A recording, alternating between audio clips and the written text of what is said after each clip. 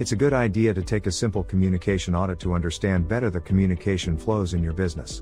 If you happen to be a solo entrepreneur with no staff, use this audit process to identify information flows between you, your suppliers, contractors, and customers. Identify formal and informal communication channels. This includes the formal boss-to-staff chain of command, as well as gossip, which is the informal flow of information around the organization. Determine how and where information can become distorted. If you are a bigger company with more employees, you may recognize that you will have more problems with information distortion than a smaller or flatter structure.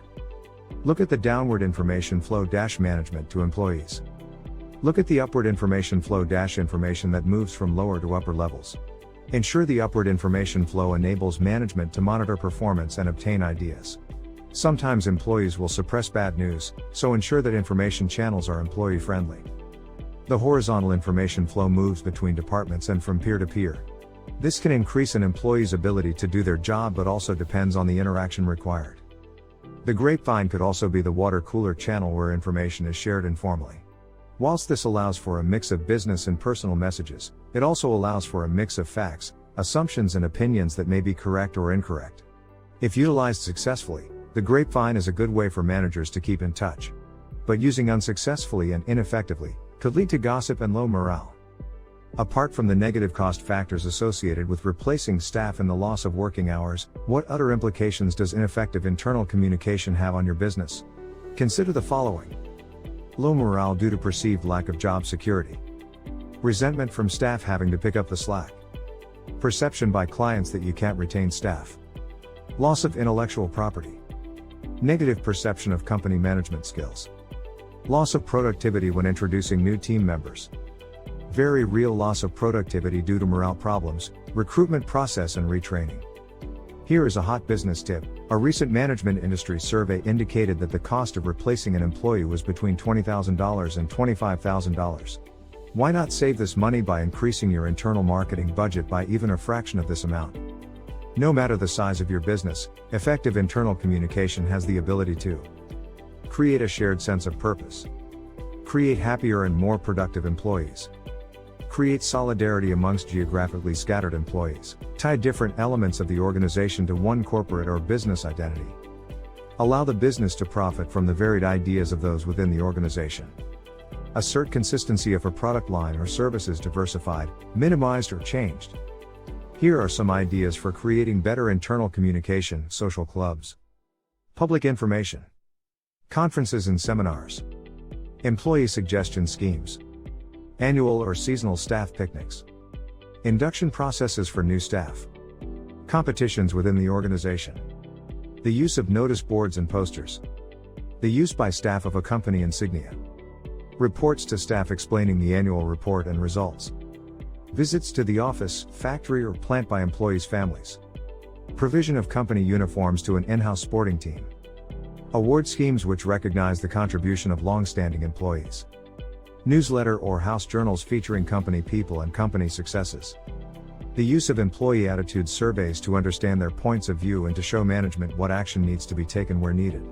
Whilst organized social activities are popular amongst larger organizations, newsletters are still widely used to improve the public relations cache of a business. If you are considering an internal newsletter, ensure it is relevant, timely, fun and largely contributed to by the employees. Be reasonable in assigning a budget and timeframe for each issue and do not expect staff to work on it in their own time. The size, style, cost and method of distribution should be tailored to the situation. Electronic newsletters are colorful, informative, appreciated and inexpensive. Companies have both internal customers and external customers, a fact overlooked by many businesses. Essentially, this means that when you have even a few staff, they do things for each other, they become customers internally. In the same way that businesses seek to exceed their external customers' expectations, whatever is conducted in-house should strive for the same result. The concept of an internal customer is not hierarchical, it's not only top-down. A receptionist can be the customer of a manager if that manager is doing something, anything, for the receptionist. Here is our finding when working with a firm of 30 people varying from first-year university graduates to 25-year veterans of the industry. Peculiarly, the Generation Y employees who had been there for up to 5 years had the most problem accepting internal customers as a concept. Several of them were convinced that they should not demean themselves by doing work for more junior employees. When we interviewed the clients of this company, it became clear that the same employees who found the concept of internal customers hard to swallow were the same ones who treated clients with a level of disdain which was picked up on by the clients. Therefore, anyone in an organization, including the business owner, who believes they are better than another employee or who does not recognize that a company can have internal customers, is more likely to also believe that external customers are similarly less important. Understand that your employees are also your best ambassadors. As a business owner, you may be the ace of your company, but employees are your ambassadors, which is why effective internal communication is so important. If your employees are happy, understand the plans and direction of the business and how they fit in, then their formal and, more importantly, informal external communication will positively influence the image and reputation of your business. So examine your internal communications by developing an internal communication program. Here is a hot business tip. Small business cultures are usually defined by the owner of the business. If you want to change the culture, especially to attract greater or higher spending customers or to create better harmony, take a critical look at the behavior, dress, speech and actions of the owner. Lead by example and create the business you want to be proud of.